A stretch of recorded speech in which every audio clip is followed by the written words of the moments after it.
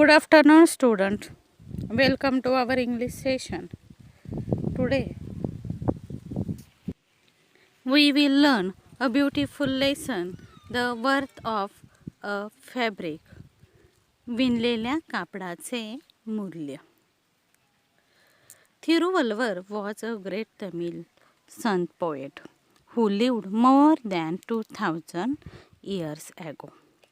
थिरुवल्लुवर हे तमिळ संत कवी होते. ते 2000 वर्षापेक्षा जास्त कालावधीमध्ये ते होते. थिरुकुलर is the book of his teaching. It is the greatly loved and respected even today. थिरुकुलर हे त्यांची शिकवण असलेले पुस्तक आजही लोक आवडीने वाचतात.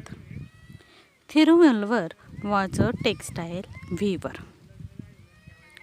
थिरुवल्लुवर हे सुंदर कापड व साड्या विणणारे विणकर होते. वीवर म्हणजे विणकर. He wove beautiful fabric and sarees and sold them in the market. ते खूप सुंदर अशा साड्या आणि कापड विणत असायचे आणि मार्केटमध्ये ते विकत असायचे. People said that he never got angry, never used bad words, never shouted at anyone. लोक त्यांच्याबद्दल असं सांगायचे, ते कधीच कोणावर रागवत नसत किंवा ते कोणालाही अपशब्द हे वापरत नसायचे. इन द सेम टाउन, त्या शहरामध्ये, there lived a rich young man. He wasted most of his time roaming around with his friends. त्याच शहरामध्ये एक टवाळखोर तरुण श्रीमंत गृहस्थ राहत होते. ते त्यांच्या मित्रांबरोबर फिरण्यात त्यांचा खूप असा वेळ जात असायचा. They often made fun of other people. ते इतरांशी थट्टा मस्करी हे करत असायचे. I don't believe what people say about this Valluvar, said the young man one day. तो काय म्हटला की माझा याच्यावरती विश्वासच नाही आहे की थिरुवल्लुवर असे वागतात. I am sure I can make him angry. Come on, let's have some fun today. तो म्हटला की मी त्याला रागवायला काय करेल, भाग पाडेल आणि आजच्या दिवसाची ती आपली काय असेल, मजा असेल. चला तर मग. So the arrogant young man approached Thiruvallur in the market and picked up a beautiful piece of fabric. आता पहा, त्याला राग आणण्यासाठी ते गृहस्थनी त्याला थिरुवल्लुवरला बाजारातच त्यांनी गाठले आणि pick up a beautiful piece of fabric. त्यांनी त्याच्याकडील एका कापडाची सुंदर तुकडा उचलून घेतला. How much does this whole fabric cost, he asked. त्यांनी विचारलं की या संपूर्ण कापडाची किंमत काय आहे. 8 coins, the sant name the price. 8 नाणी असं त्या संतांनी त्या कापडाचे मूल्य सांगितले. The young man unfold the fabric and tore it into 2. आणि त्या माणसाने त्या कापडाची घडी उलगडली आणि त्याचे 2 भाग केले. What's the price of this piece now. आता या कापडाची किंमत किती आहे. 4 coins, the saint answer politely. पहा, त्याने सांगितले 4 नाणी. ते संत नम्रपणे म्हणाले. The youth was taken aback. Why doesn't the man get angry, he thought. आता पहा की तो न रागवल्यामुळे तो तरुण काय झाला, शुब्ध झाला आणि त्याने विचार केला, हा माणूस रागवत का नाही. He then tore the half piece into half again. त्याने पुन्हा त्या अर्धा तुकडा त्याने केला आणि विचारले, अँड नाऊ? त्याने सांगितले 2 कॉईन्स वॉज द आन्सर. उत्तर त्याला 2 कॉईन्स असं मिळालं. Now it was the young man who became impact and aggrieved. आता त्या माणसाला काही बोलावं काही समजतच नाही. He tore the piece into half again and again saying, and now what's the price now. तो पुन्हा त्याचे तुकडे करू लागला आणि त्याला प्राईज विचारू लागला. त्यानंतर पुढं काय होतंय ते पाहूया आपण.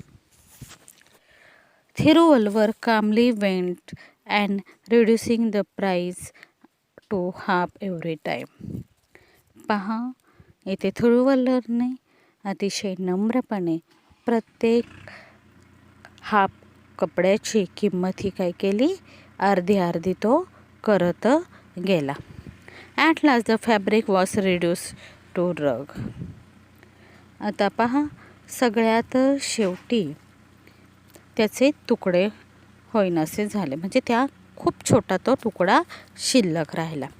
So Thiruvalluvar said in a quiet tone. त्यानंतर थिरुवल्वरने अतिशय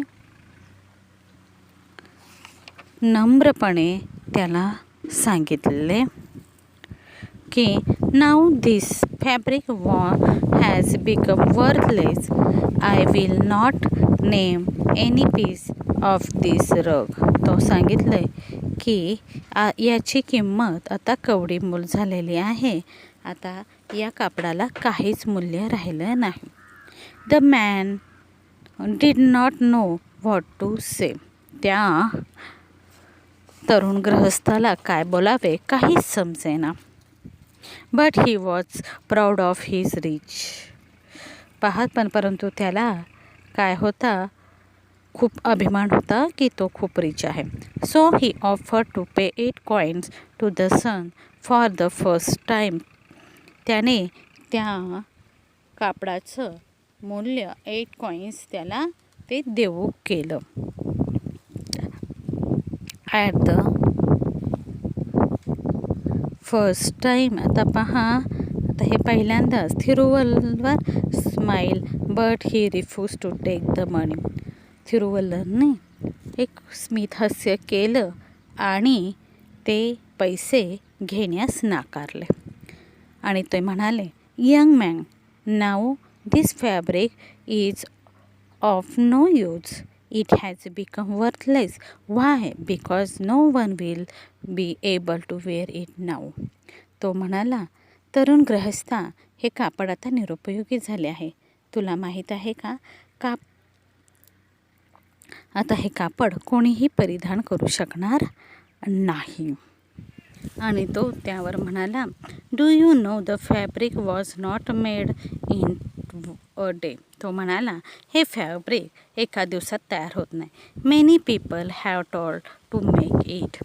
बऱ्याच लोकांचे हे कापड तयार करण्याकरता परिश्रम असतात. The farmer who grew cotton in his field work hard for months through sun and rain. शेतकरी हे कापूस पिकवण्यासाठी उन्हा पावसामध्ये महिनोन्महिने यावरती परिश्रम घेत असतो. He pick cotton from each ball and gave it for spinning. तो प्रत्येक बॉलमधून त्यातून कापड कॉटन म्हणजे कापूस काढतो आणि तो पिंजायला देतो. Then someone else card to cotton and spun it into a long uniform thread. आणि कोणीतरी त्यातून बिया काढतं आणि काय करतो, कापूस काततो म्हणजे कापूस पिंजून त्यापासून काय बनवतो, लांब धागे तयार करतो. Then the threads were dry carefully so that they took on these lovely colours. नंतर त्या दोऱ्यांना काय दिला जातो, छान असा रंग दिला जातो. My wife and I wove the threads together putting in a beautiful design. माझ्या पत्नीने आणि मी ह्या दोऱ्यांना एकत्र असं विणून एक छान डिझाईनदार कापड काय केलं, तयार केलं. We thought some day someone will like this fabric. आम्हाला असं वाटलं की एखाद्या दिवशी हे फॅब्रिक म्हणजे हे कापड कोणाला तरी आवडेल. Will be happy to wear it. आणि कुणीतरी हे कापड परिधान करून कुणीतरी आनंदी होईल.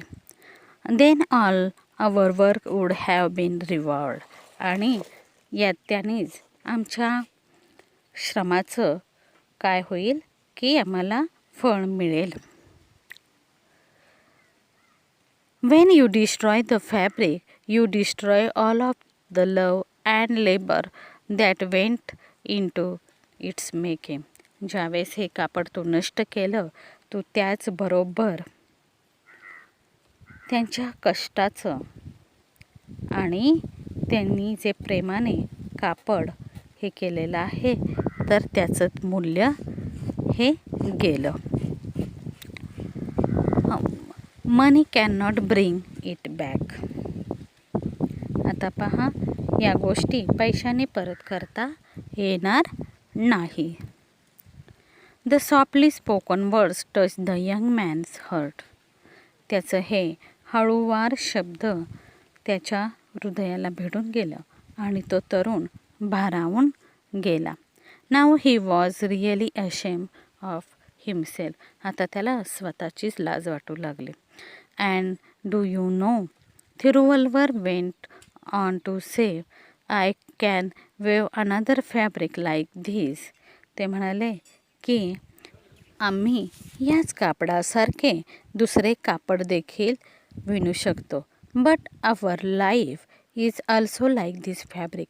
परंतु आपले आयुष्य देखील ह्याच फॅब्रिकसारखे म्हणजे या कापडासारखे आहे.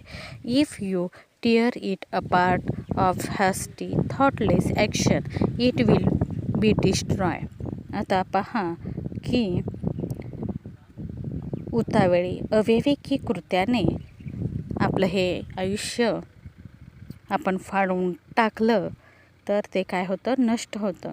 And you will not get it back again. आणि ते आपल्याला पुन्हा मिळू शकत नाही. Thiruvalluvar words open the young man's eyes there and then he decided to give up his idleness and bad habits. त्याच वेळी त्याने आपला रिकामटेकडापणा आणि इतर वाईट सोडून देण्याचे त्याने निश्चय केले. इथे आपला धडा संपलेला आहे. या धड्याचे क्वेश्चन अँड आन्सर मला लिहून पाठवायचे आहेत. Thank you. See you again in our next English session.